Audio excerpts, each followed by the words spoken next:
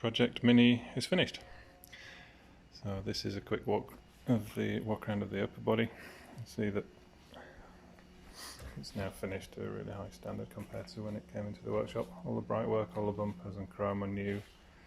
The trim around the windscreen and rear window is new as well. That was all perished.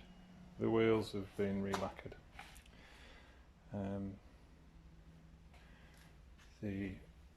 The panel in the side, you remember, was corroded in one of the previous videos, so that's now been replaced seamlessly. You can't tell it's been changed.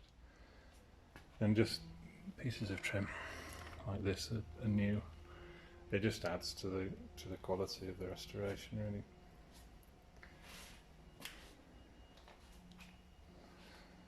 Bodywork's all been flattened back and polished, machine polished.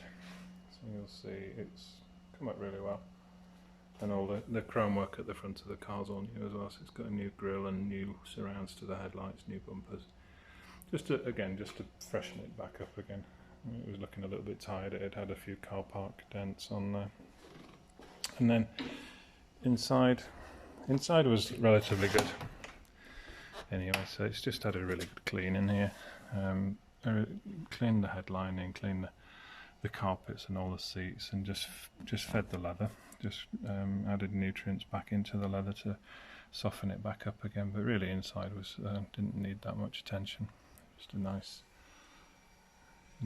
little compact area. And funnily enough, it smells like a Mini. It reminds me of, again, being 17 again.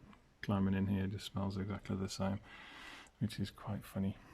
So here we go, project finished and now up for sale. So if anybody who's watching this fancy a really high quality Mini that's just gone through a really intensive project, then it's for sale.